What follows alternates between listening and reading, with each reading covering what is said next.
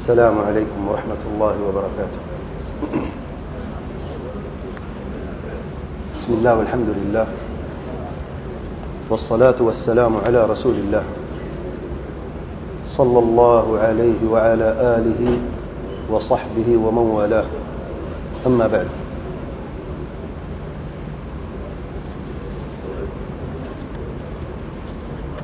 ارشاد باری تعالی ہے: اعوذ باللہ من الشیطان الرجیم واتقوا فتنة لا تصيبن الذين ظلموا منكم خاصة.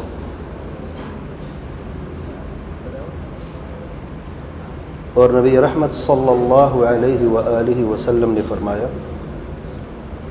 تعوذوا باللہ من الفتن ما ظہر منها وما بطن. آج کے خطبے کا موضوع فتنے کے متعلق ہے. فتنہ کیا ہوتا ہے؟ فتنے کی کتنی اقسام ہیں؟ فتنوں میں مومن کو کیا کرنا چاہیے؟ اور کیا آج کے دور میں فتنے موجود ہیں یا نہیں؟ اور لوگ کتنی قسموں میں بٹ گئے ہیں ان فتنوں کے تعلق سے.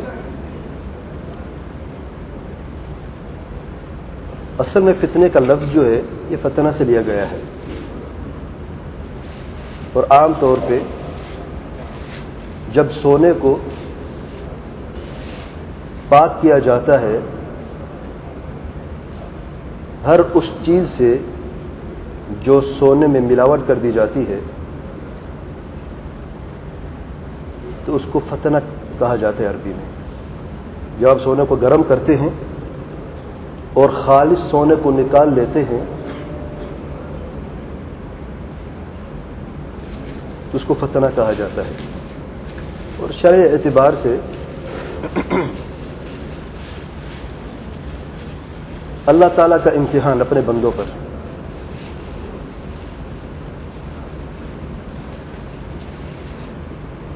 جس امتحان میں لوگ ثابت قدم رہتے ہیں اور صبر کرتے ہیں وہ کامیاب ہو جاتے ہیں، اور جو لوگ ثابت قدم نہیں رہتے ان کے پاؤں پھسل جاتے ہیں، بے صبرے ہو جاتے ہیں، وہ ناکام ہو جاتے ہیں. تو فتنہ کا مطلب ہے امتحان، اور یہ امتحان اللہ تعالیٰ کی طرف سے اس لیے ہوتا ہے تاکہ انسان اپنے آپ کو جان لے. اللہ تعالیٰ تو بہترین جاننے والا ہے، سب کچھ جانتا ہے. درخت سے جو پتا گرتا ہے اللہ تعالیٰ یہ جانتا ہے کہ کب گرے گا اور کہاں گرے گا اس کے گرنے سے پہلے. اس پوری کائنات کی باریک بینی اللہ تعالیٰ جانتا ہے.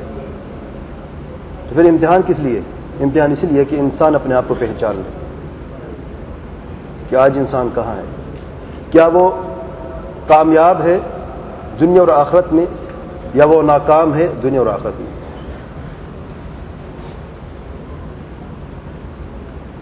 کیونکہ اللہ تعالیٰ سے محبت کرنے والے بہت ہیں، یا یوں کہہ لیں کہ دعویٰ کرنے والے بہت ہیں.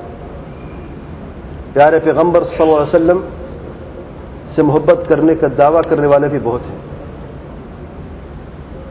لیکن حقیقتاً وہ کتنی لوگ ہیں جو واقعی حقیقتاً اللہ تعالیٰ سے اور اللہ تعالیٰ کے پیارے پیغمبر صلی اللہ علیہ وآلہ وسلم سے محبت کرتے ہیں.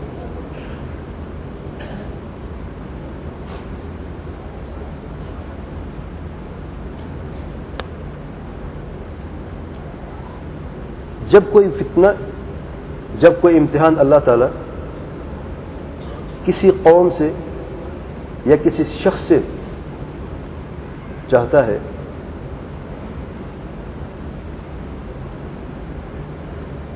تو اس فتنے کو اس طریقے سے نازل کرتا ہے بعض اوقات سمجھدار لوگ بھی حیران ہو جاتے ہیں. فتنے ایک جیسے نہیں ہوتے. بعض فتنے شخصی اعتبار سے ہوتے ہیں. ایک شخص کے لیے کسی کو کوئی بیماری لگ گئی, کوئی تکلیف ہو گئی, اس کا کوئی پیارا مر گیا, تو ایک شخص کے متعلق ہے یہ فتنہ, یہ امتحان. وہ کیا کرتا ہے؟ اب موت فتنہ ہے, امتحان ہے. اللہ تعالیٰ اپنے بندے سے چاہتا ہے کہ اس نے کچھ کرنا ہے اور کچھ نہیں کرنا. کیا کرنا ہے؟ اس نے کیا کہنا ہے؟ انا للہ و انا الیہ راجعون. کیا نہیں کرنا؟ زبان سے غلط الفاظ نہیں نکالنے کہ نعوذ باللہ اللہ تعالیٰ ظالم ہے, یا اللہ تعالیٰ سے اسی بیچارے کو دیکھا ہوا تھا, نعوذ باللہ. کیا نہیں کرنا؟ کپڑے نہیں پھاڑنے, منہ پہ تماچے نہیں مارنے, ماتم نہیں کرنا. جس نے اللہ تعالیٰ اور اللہ تعالیٰ کے پیارے پیغمبر صلی اللہ علیہ وسلم اس فرمان پہ عمل کیا وہ کامیاب ہے, وہ اس امتحان میں کامیاب ہو گیا. اور جس نے نہیں کیا وہ ناکام ہوا. دیکھیں, بیماری, موت, تکلیف یہ دنیا کا حصہ ہے. ہم دنیا میں آئے ہیں تو ہمیں سامنا کرنا پڑے گا. کوئی شخص بیماری سے, تکلیف سے, موت سے بچ نہیں سکتا. جب ہم بچ نہیں سکتے, دوسرا راستہ ہی نہیں ہے, تو پھر اس امتحان میں ہم ناکام کیوں ہو جاتے ہیں؟ ایک مرتبہ پیارے پیغمبر صلی اللہ علیہ وسلم جا رہے تھے تو ایک بڑھیا کو دیکھا ایک قبر کے قریب رو رہی ہے. تو پیارے پیغمبر صلی اللہ علیہ وسلم نے صبر کی تلقین فرمائی. تو اس بڑھیا نے کہا, اب ان کو پتہ نہیں پیچھے کون ہے, تو کیا جانے, مصیبت تو میرے سر پہ آئی ہے, تمہیں کیا پتہ. پیارے پیغمبر صلی اللہ علیہ وسلم چلے گئے, کچھ نہیں کہا. تو پھر ایک شخص ہے اور کہا, آپ جانتے آپ کس سے مخاطب تھی؟ پیارے پیغمبر صلی اللہ علیہ وسلم تھے. تو جلدی سے بھاگتی گئی روتی ہوئی معذرت کرنے کے لیے کہ مجھ سے غلطی ہوگی, مجھے پتہ نہیں تھا کہ آپ ہیں. نبی رحمت صلی اللہ علیہ وسلم نے فرمایا, انما الصبر عند المصیبۃ الاولى. صبر تو اس وقت کیا جاتا ہے جب مصیبت پہلی مرتبہ آتی ہے, اسی وقت. آپ کے منہ سے کیا نکلتا ہے؟ یہی تو امتحان ہے. ورنہ دوسرے دن تیسرے دن تو انسان کو سمجھ آ جاتی ہے نا. اس وقت آپ کا ریئیکشن کیا ہے جب بھی آپ کو خبر ملی کہ فلاں مر گیا؟ بس یہ ریئیکشن جو آپ نے کرنا ہے, یہ ہے آپ کا امتحان ہے. اس کا جواب آپ کا امتحان ہے, اور رزلٹ اسی وقت ہے. یا کامیابی ہے یا ناکامی ہے, دوسرے دن کوئی رزلٹ نہیں ہے. ہاں, اگر دوسرے دن آپ صبر کرتے تھے اس کا تو انشاءاللہ آپ کو اجر ملے گا, ضرور ملے گا, لیکن 10/10 نمبر نہیں ملیں گے. دوسرے قسم کا جو فتنہ ہوتا ہے وہ اجتماعی صورت میں ہوتا ہے.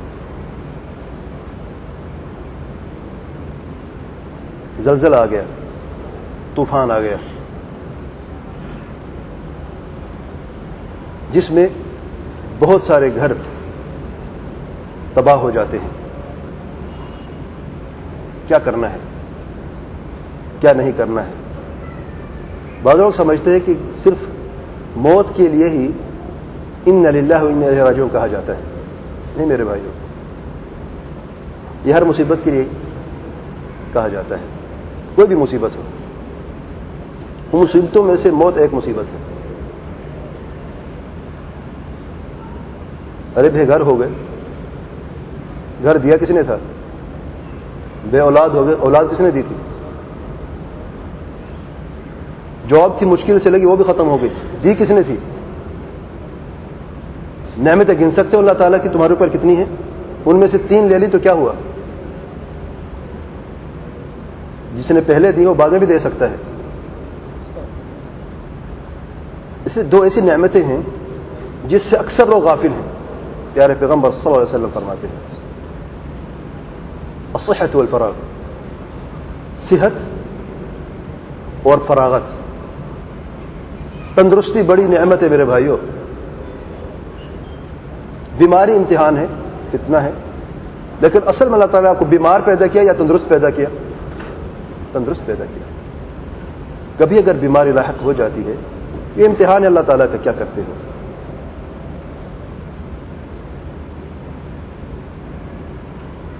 اگر فتنہ اجتماعی صورت پہ ہو یا انفرادی صورت پہ ہو، مومن کا ایمان کا یہ تقاضا ہے کہ وہ اپنا سر خم کر کے جو کچھ اللہ تعالیٰ کی طرف سے اسے پہنچا ہے اپنے دل سے اس کو تسلیم کرے.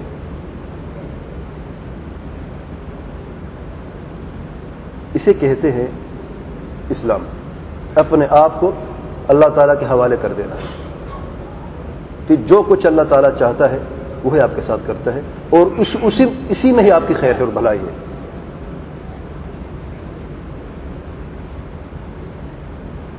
کیا بیمار ہونے میں بھلائی ہے؟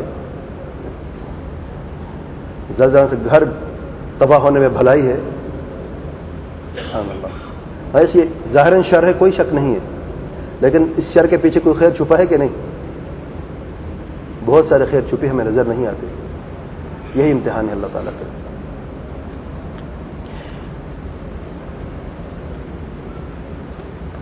فتنے جب آتے ہیں، عام فتنے،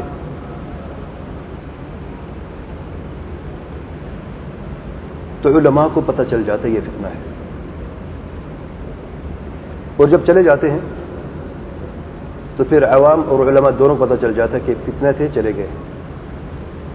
یہ کون سے فتنے ہیں چھپے ہوئے جو صرف علماء پہچان سکتے ہیں؟ یہ زلزلے اور طوفان نہیں ہے، وہ تو بچہ بھی جانتا ہے. یہ مصیبتیں ہیں. بعض ایسے فتنے ہیں کہ عقل مند حیران ہو جاتے ہیں، اور یہ فتنے ہیں شکوک اور شبہات کے، غلط فہمیوں کے فتنے. روزانہ نئے نئے لوگ نکلتے ہیں اور نئی نئی مصیبتیں امت میں ڈال کے چلے جاتے ہیں. ایک فتنہ تھا پہلی صدیوں میں، فتنۃ خلق القرآن، کہ قرآن مجید اللہ کے کلام جو ہے وہ اللہ کے کلام نہیں بلکہ مخلوق ہے، جیسے عام مخلوق ہے. فتنہ تھا. مومنوں نے صبر کیا، سلف صالحین نے اپنے علم سے اسے روکا، اور الحمدللہ فتنہ رک گیا. آج بھی اس کی کہیں کہیں چنگاریاں نظر آتی ہیں، لیکن بے اثر ہیں، کیونکہ اس فتنے کو توڑنے والا علم آج بھی موجود ہے الحمدللہ. پھر فتنہ آیا انکار حدیث کا. فتنے بہت سارے، میں چند مثالیں بیان کر رہا ہوں، اور آج یہ بہت مشہور ہے، چھایا ہوا ہے. خاص طور ہمارے جوانوں کو، ہمارے بیٹوں کو پکڑ پکڑ کے ایسے زہر گھول دیتے ہیں ان کو دماغوں میں، ان کو برین واش کر دیتے ہیں. وہ ہمارے بیٹے ہمارے سامنے آتے ہیں، ہمارے اپنے ہی، یہ جوان، آپ لوگ تو اچھے، آپ کی بات نہیں کر رہا میں، ہمارے سامنے جوان آتے ہیں، نام محمد ہے، مصطفیٰ ہے، خالد ہے، صالح ہے، اور کہتے کہ حدیث کا وجود ہی نہیں، صرف قرآن پہ عمل کرو. یہ بات ہم نے اپنے باپ دادوں سے نہیں کبھی سنی تھی. یہ کہاں سے آئیں؟ بس فتنہ ہے، آ گیا. اب جن لوگوں نے انکار کیا حدیث کا، وہ اس امتحان میں ناکام ہو گئے، اور جن لوگوں نے اس کا رد کیا ہے اور اپنے آپ کو بچایا ہے اور قرآن اور صحیح سنت پر اپنی زندگی قائم کی ہے، صحابہ کرام اور سلف صالحین کی سمجھ کے مطابق، وہ کامیاب ہوئے. اس وجہ سے قبر پرستی دیکھیں آپ، یہ قبر پرستی یہ کہاں سے آئی؟ کبھی کوئی مومن سوچ سکتا ہے کہ کسی قبر کے قریب جا کے کوئی شخص قبر والے کو پکارے گا؟ پیارے پیغمبر صلی اللہ علیہ وسلم اپنی آخری وقت میں بھی اس فتنے سے روکا ہے. آخری وقت میں وفات سے پہلے مرض الموت میں نبی رحمت صلی اللہ علیہ وسلم فرماتے ہیں، لعنت ہو یہود و نصارہ پر، ان لوگوں نے اپنے انبیاء اور صالحین کی قبروں کو عبادت گاہ بنا دیا. صرف اتنی نہیں، نبی رحمت صلی اللہ علیہ وسلم نے شروع میں قبر کی زیارت سے بھی منع فرما دیا تھا، اور قبروں کی زیارت منع تھی، حرام تھی. بعد میں جب عقیدے میں مضبوطی آئی پھر پیارے پیغمبر صلی اللہ علیہ وسلم نے اجازت دی. کنت نہیتکم عن زیارت القبور الا فزوروها، پہلے منع کیا تھا تمہیں قبر کی زیارت سے، اب زیارت کرو، تمہارے لیے اجازت ہے. تو منع کیوں کیا تھا پہلے؟ کیونکہ قبر پرستی ایسے بیک وقت نہیں آتی، یاد رکھیں، وجود میں ایک دن اور ایک رات میں نہیں آتی. ہر عقل مند انسان جاتا ہے، یہ جانتا ہے کہ جو شخص مر گیا ہے، اگر اتنا بزرگ بھی کیوں نہ ہو، تو پکارنا عبادت ہے، جیسا کہ نماز عبادت ہے، اور نماز کا حق اللہ تعالیٰ کے لیے ہے، اور پکار بھی اللہ تعالیٰ کے لیے ہے. نذر اور نیاز عبادت ہے، اللہ تعالیٰ کا حق ہے، کسی ولی یا نبی کے لیے نہیں ہے. اسی طریقے سے قربانی ہے، توکل ہے، خوف ہے، امید ہے، یہ ساری کی ساری عبادات ہیں. تو ہر عقل مند انسان جانتا ہے یہ. لیکن ہمیشہ بات فتنہ جو ہوتا ہے وہ چھوٹا شروع ہوتا ہے، پھر آہستہ آہستہ بڑھتا ہے. قبر کی بدایت سے بات شروع ہوتی ہے اور خاتمہ شرک اکبر پہ ہوتا ہے. اور اس کے لیے صحیح بخاری میں موجود ہے، سورۃ نوح کی تفسیر، سورۃ نوح آیت نمبر 23 کی تفسیر میں، کہ نوح علیہ السلام کے زمانے کے جو بت تھے، یہ 5 بڑے بت، ود، سواع، یغوث، یعوق، نصر، یہ کیا تھے؟ بعض لوگ سمجھتے ہیں یہ بت ہی تھے، ایسے ہی تھے. اور ایک عجیب سا معمہ تھا کہ عرب جو ہیں وہ بڑے عقل مند اور سمجھدار لوگ ہیں، یہی مشہور ہے، یہی معروف ہے. تو بتوں کو کے سامنے سجدہ کرنا، یہ بات بڑی عجیب سی ہے. اور آج بھی دیکھیں آپ، انڈیا میں جا کے دیکھیں کہ بڑے بڑے پروفیسر ہوں گے، بڑی ڈگریاں ہوں گی، لیکن بت کے سامنے اپنا سر جھکا کے ہاتھ جو کے کھڑے ہیں. اس کے پیچھے راز کوئی ہے. اپنے ہاتھ سے بت کو تراشا جاتا ہے، پھر اسے سجدہ کیا جاتا ہے، یہ کوئی عقل مندی نہیں ہے. آخر راز کیا ہے؟ اس راز کو سیدنا عبداللہ بن عباس رضی اللہ تعالی عنہما نے بیان کیا ہے اور اس معمے کو دور کیا ہے. راز کیا ہے؟ صحیح بخاری میں فرماتے ہیں، یہ جو 5 بت تھے یہ نیک اور صالح لوگ تھے، اللہ تعالیٰ کے بزرگ تھے، لوگوں کے دل ان سے جڑے ہوئے تھے. اللہ تعالیٰ کا امتحان تھا کہ ایک وقت میں سارے مر گئے. پھر شیطان نے ان کو وسوسہ کیا. اب شیطان کو راستہ مل گیا نا. اب یہ فتنے جب آتے ہیں تو شیطان ہی تو آپ کو کھینچتا ہے ناکامی کی طرف، یاد رکھیں. تو شیطان نے کہا یہ جو نیک اور بزرگ لوگ تھے، اللہ تعالیٰ سے مانگتے تھے، اللہ تعالیٰ کو ان کی دعا قبول فرماتا تھا، یہ مر گئے ہیں سارے، ان کی قبریں مٹ جائیں گی، تو ان کی قبروں کی طرف جا کے مانگو اللہ تعالیٰ سے، لیکن جاؤ قبر کی طرف تاکہ تمہیں یہ لوگ یاد آئیں. چنانچہ وہ وہاں پہ گئے اور اللہ تعالیٰ ہی کو پکارا، لیکن قبر کے قریب جا کے. پھر کچھ عرصے کے بعد یہ قبریں مٹ جائیں گی، ایک پتھر اٹھا کے قبر کے قریب رکھ لو. چنانچہ وہی کے پتھر رکھے. پھر کچھ عرصے کے بعد اور وسوسہ کیا، بھئی کب تک قبر کی طرف آتے رہو گے، ان پتھروں کو اٹھاؤ اور عبادت گاہ میں رکھ دو اور ان کے اوپر ان کے نام لکھ دو. چنانچہ ویسے ہو. پھر ایک مرحلہ بیچ میں آیا کہ ان کی شکلیں بھول جائیں گے آپ، ان کو تراشو. بت تراش لیے گئے اور پھر عبادت گاہ میں رکھا گیا. اس روایت کے آخر میں سید عبداللہ بن عباس رضی اللہ عنہما فرماتے ہیں، جب علم جاتا رہا تب ان کی عبادت کی گئی. یعنی وہ لوگ چلے گئے جو یہ جانتے تھے کہ یہ صرف نشانیاں ہیں، مر گئے، باپ دادا تھے، ان کی جو اولاد یا ان کی اولاد بعد میں آئی، اور علم جاتا رہا. شیطان نے کہا یہی تمہارے معبود ہیں، ان کو ہی سجدہ کرو. پھر ان کی عبادت کی گئی. تو اصل میں 5 لوگ کون ہیں؟ یہ نیک اور بزرگ و صالحین ہیں. بات کہاں سے شروع ہوئی؟ قبر کی زیارت سے. قبر پرستی سے شروع نہیں ہوئی، یاد رکھیں. بدعت القبور سے شروع ہوئی اور اس کی انتہا کہاں پہ ہوئی؟ شرک اکبر پہ ہوئی. اس لیے ایک روایت میں آئے ہیں نبی کریم صلی اللہ علیہ وسلم فرماتے ہیں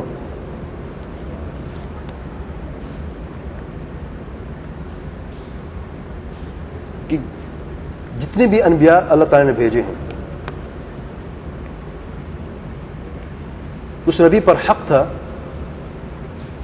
کہ وہ اپنی امت کو ہر خیر کی خبر دے اور اس کی تعلیم دے اور ہر شر سے ڈرائے اور اس کی تعلیم دے اور تمہاری اس امت کی عافیت اور بہتری فی اولیہا اس کی پہلے گزرے ہوئے زمانے میں عرصے میں، یعنی جب آپ صلی اللہ علیہ وسلم موجود تھے، پھر صحابہ کرام کا دور، پھر تابعین کا دور، جو 3 اور تبع تابعین کا، یہ جو 3 صدیاں ہیں پہلی، اسی میں عافیت ہے. اسی دوسری روایت میں آیا ہے کہ سب سے بہترین صدی یہ ہے جس میں میں ہوں، پیارے پیغمبر صلی اللہ علیہ وسلم فرماتے ہیں، پھر اس کے بعد میں آنے والی، پھر اس کے بعد میں آنے والی. پھر پیارے پیغمبر صلی اللہ علیہ وسلم فرماتے ہیں وَسَيُصِيبُ آخِرُهَا بَلَاءٌ وَأُمُورٌ تُنكِرُونَهَا، اور اس امت کے آخری زمانے میں ایسی چیزیں آئیں گی، ایسی مصیبتیں آئیں گی جن کا تم لوگ انکار کرو گے اور مومن انکار کریں گے. وَتَجِيءُ الْفِتْنَةُ، پھر فتنے آئیں گے، فتنہ آئے گی. فَيُرَقِّقُ بَعْضُهَا بَعْضًا، ایک فتنے کے بعد دوسرا، پھر تیسرا. جو فتنہ بعد میں آنے والا ہے وہ اتنا زیادہ سخت ہوگا کہ پہلے فتنے کو لوگ بھول جائیں گے اور اسے آسان سمجھنا شروع کر دیں گے. اور پھر فتنہ آئے گا اور فتنے بڑھیں گے تو مومن یہ کہے گا بس میری ہلاکت اب آ گئی ہے. پھر وہ ختم ہو جائے گی اور مومن بچ جائیں گے اپنے ایمان سے، اپنے علم سے، اللہ تعالیٰ کی رحمت سے. پھر فتنہ آئے گا، پھر مومن وہی اسی کشمکش کی حالت میں رہے گا. اور یہ صحیح مسلم کی روایت ہے. فَيُرَقِّقُ بَعْضُهَا بَعْضًا، ایک فتنہ آتا ہے اس سے پہلے والے کو بھلا دیتا ہے یا اس سے پہلے والے کو آسان کر دیتا ہے. اس کی مثال دیکھیں. ابھی جو بات میں نے بیان کی ہے، اب قبر کی زیارت، پھر قبر کے قریب جا کے اللہ تعالیٰ کو پکارنا، یہ بھی جائز نہیں ہے کہ قبر کو عبادت گاہ بنانا حرام ہے شرعاً. اگرچہ آپ اللہ تعالیٰ سے مانگتے ہو، قبر کے قریب عبادت کرنا جائز نہیں ہے، الا یہ کہ جس کی دلیل موجود ہو. دلیل کیا ہے؟ کہ نماز جنازہ آپ پڑھ سکتے ہیں قبر کے اوپر بشرط یہ کہ آپ اس کے جنازے میں شریک نہ ہوئے ہوں. اسے بخاری میں روایت موجود ہے کہ بڑھیا جو مسجد کی صفائی کرتی تھی مر گئی رات کو، صحابہ کرام نے اس کو غسل دے کے اور کفن دے کر اسے دفن بھی کر لیا اور نماز جنازہ بھی پڑھ لی. تو صبح پیارے پیغمبر صلی اللہ علیہ وسلم نے دیکھا کہ وہ بڑھیا نہیں ہے. جب صحابہ کرام سے پوچھا تو انہوں نے عرض کی ایک اللہ تعالیٰ کے پیارے پیغمبر صلی اللہ علیہ وسلم رات کو مر گئی تھی، تو ہم نے یہ مناسب نہیں سمجھا کہ آپ کو خبر دیں، آپ آرام فرما رہے تھے، ہم نے یہ سوچا کہ صبح آپ کو خبر دے دیں گے، تو ہم نے نماز جنازہ پڑھ لی ہے. تو پیارے پیغمبر صلی اللہ علیہ وسلم گئے اور اس بڑھیا پہ نماز جنازہ پڑھ اس کی قبر کے اوپر. اس کے علاوہ کوئی اور عبادت ہرگز نہیں. پیارے پیغمبر صلی اللہ علیہ وسلم صحیحین میں اور دوسری حدیث کی کتب میں منع فرمایا ہے قبروں کو عبادت گاہ نہ بنانا، یہ یہود و نصارہ کا راستہ ہے، میں تمہیں آگاہ کرتا ہوں، مختلف الفاظوں میں. تو قبر کے قریب جا کے اللہ تعالیٰ کو پکارنا یہ حرام ہے. پھر آہستہ آہستہ قبر والے کو پکارنا، یہ اس سے بڑا فتنہ ہے. لیکن جب یہ فتنہ آیا ہے قبر پرستی والا، تو یہ فتنہ قبر کے قریب جا کے عبادت کرنا، قرآن مجید کی تلاوت کرنا یا کوئی اللہ تعالیٰ کا ذکر کرنا، اس جگہ کو بابرکت سمجھتے ہوئے، اب یہ اس فتنے کے سامنے کوئی حیثیت رکھتی ہے؟ اس سے کم ہے. اس کی دوسری مثال دیکھیں. ریڈیو آیا تھا، گانے ریڈیو میں تھے، تو لوگوں نے کہا یہ فتنہ ہے، یہ بری بات ہے. آہستہ آہستہ black and white T V آیا، اس کو روکنا شروع کر دیا، ریڈیو خاموشی اختیار کی گئی کیونکہ وہ اس سے چھوٹا تھا. پھر رنگین ٹی وی آیا، پھر ویڈیو آیا، پھر اب ڈش اینٹینا آ گیا. ہم ڈش کی بات کرتے ہیں تو اب ویڈیو کی بات نہیں کرتے یا ٹی وی کی بات نہیں کرتے، اس لیے نہیں کہ وہ حلال ہے یا اس میں جو اس میں جو گانے وہ حلال ہیں، یا بلیک اینڈ وائٹ میں گانے سننا حلال ہے. اس لیے کہ اس کے بعد والا فتنہ اتنی سخت تھا کہ اس سے پہلے والے کو آسان کر دیا اور کم کر دیا. یہ فتنے یرقق بعضها بعضا. اسی طریقے سے انکار حدیث کا فتنہ. پہلے ایک لوگ آئے، انہوں نے کہا بھائی یہ حدیث جو ہے میری عقل نہیں مانتی اس کو، صرف ایک حدیث کا انکار کیا. پھر دوسرے انہوں نے کہا جی یہ جو حکمران فرم بردار کے متعلق حدیث ہے یہ ہمارے ذہن میں نہیں آتی، یہ لوگوں کی ایجاد کردہ ہے، یہ ہم نہیں مانتے. اب پورے چیپٹر کو ختم کر دیا ساری حدیث اس کے متعلق. پھر تیسرا گروہ انہوں نے کہا نہیں یہ جو تقدیر کے معاملے میں حدیث ہے ہم نہیں مانتے، معتزلہ نے ان کا انکار کیا. پھر آخر میں ایسے لوگ ہیں جنہوں نے کہا ساری کے سارے حدیث ہم نہیں مانتے. تو جس نے ایک حدیث کا انکار کیا اور جس نے سب حدیث کا انکار کیا، دونوں برابر نہیں ہیں. جب ہم ان کا انکار کرتے ہیں کہ یہ غلط ہے، اس کا مطلب نہیں کہ وہ سچا ہے جس نے ایک حدیث کا انکار کیا. مطلب یہ ہے کہ جب یہ ایک فتنہ آیا تھا ایک حدیث کے انکار کا، جب 10 حدیث کے انکار کا فتنہ ہے تو پہلے والا آسان ہو گیا 10 کے سامنے، اور 10 والا آسان ہو گیا 100 کے سامنے، اور 100 والا آسان ہو گیا سب کے سامنے.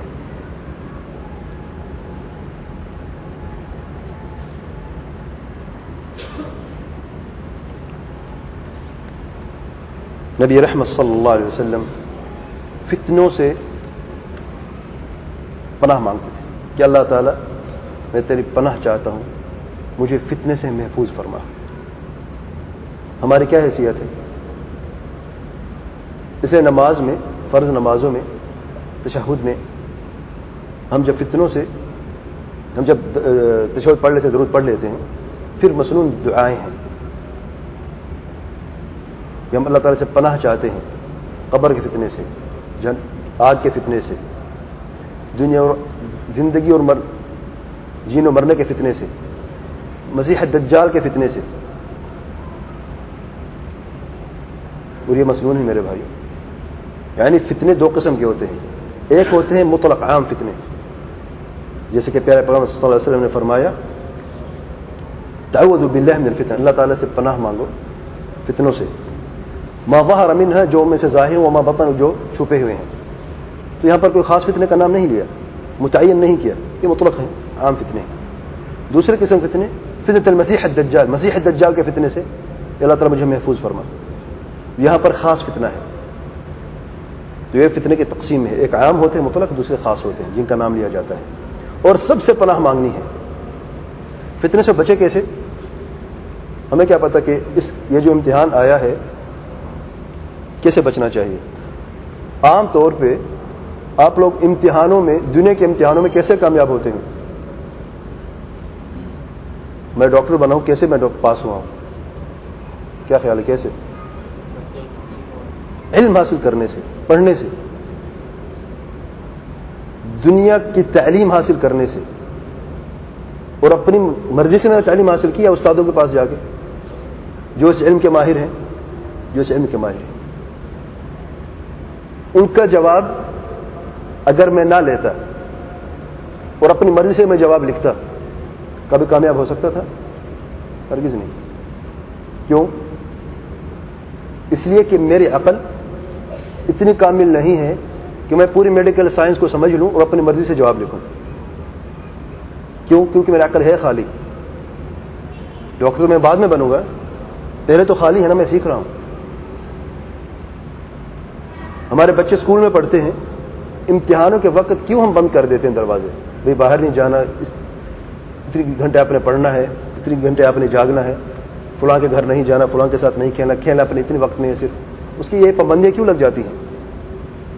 اسے کچھ نے کامیاب ہونا ہے، امتحان میں کامیاب ہونا ہے، اس دنیا کے امتحان میں. اور یہ ہونا چاہیے، محنت ہونی چاہیے. لیکن فتنوں سے بچنے کے لیے یہ جو امتحان ہے اللہ تعالیٰ کی طرف سے، ان سے کیسے بچیں؟ اپنے عقل کو استعمال کر کے، اپنی مرضی سے، یا کسی بھی شخص کی بات سن کے، چاہے اس کو دین کا علم ہو یا نہ ہو. جواب کیا ہے؟ علماء کی طرف رجوع کر کے. علماء جانتے ہیں کہ یہ فتنہ ہے اگرچہ ہمیں اس کی خبر نہیں ہے. عالم کس نے بتایا؟ کہ وحی نازل ہوتی ہے اس کے اوپر، عالم اس کے علم نے بتایا ہے، قرآن اور سنت کے علم نے. ابھی اس حدیث میں کہ فتنے آئیں گے، پہلا فتنہ اس کے بعد آنے والے کے سامنے کوئی حیثیت نہیں رکھتا. اگر حدیث ہم نہ پڑھتے ہمیں کیا پتہ ہوتا؟ تو علماء جب کسی علم کا احاطہ کرتے ہیں وہ اس میں ماہر ہوتے ہیں. جیسے کہ ڈاکٹر کو لے لیں آپ، پروفیسر جو ہوتا ہے اپنے علم کا، سرجن دل کا سرجن جو ہوتا ہے اپنے فیلڈ کا ماہر ہے. وہ کیا ہر ڈاکٹر دل کی سرجری کرتا ہے؟ ہر ڈاکٹر نہیں کرتا، وہ نہ کر سکتا ہے. صرف وہ کرتے ہیں جو یہ علم جانتے ہیں. فتنہ سے بچنا ہے تو دین کے علم سمجھو، علماء کی طرف رجوع کرو. اور کون سے علماء؟ ہر پگڑی والا عالم ہوتا ہے، ہر داڑھی والا عالم ہوتا ہے کیا؟ وہ علماء جو آپ کو یہ کہتے ہیں قال اللہ قال رسول اللہ صلی اللہ علیہ وسلم. یہ ہمارے دین کی بنیاد ہے. ہم کہتے ہیں اشہد ان لا الہ الا اللہ واشہد ان محمد رسول اللہ. لا الہ الا اللہ، اللہ تعالیٰ کے سوا کوئی معبود برحق نہیں، اور عبادت کا راستہ وہی ہے جو پیارے پیغمبر صلی اللہ علیہ وسلم کی طرف سے ہے. اور قال اللہ و قال رسول اللہ صلی اللہ علیہ وسلم کو کیسے سمجھیں؟ جیسے کہ صحابہ کرام نے سمجھا. صحابہ کرام نے براہ راست تعلیم حاصل کی ہے پیارے پیغمبر صلی اللہ علیہ وسلم سے. یہ ہمارا دین ہے، قرآن ہے، سنت ہے، صحابہ کرام اور سلف صالحین کی سمجھ ہے. ورنہ قرآن و حدیث کا تو سب دعویٰ کرتے ہیں. کیا سب حق پہ ہیں؟ سب حق پہ نہیں. حق پہ وہ ہیں جنہوں نے قرآن و حدیث کو ویسے سمجھا جیسے کہ پیارے پیغمبر صلی اللہ علیہ وسلم نے اپنے صحابہ کرام کو سمجھایا، جیسا کہ سمجھنے کی مراد ہے اور سمجھنے کا حق ادا کیا صحابہ کرام نے. وآخر دعوانا ان الحمد للہ رب العالمین وصلی اللہ وسلم وبارک علی نبینا محمد وعلی آلہ وصحبہ اجمعین.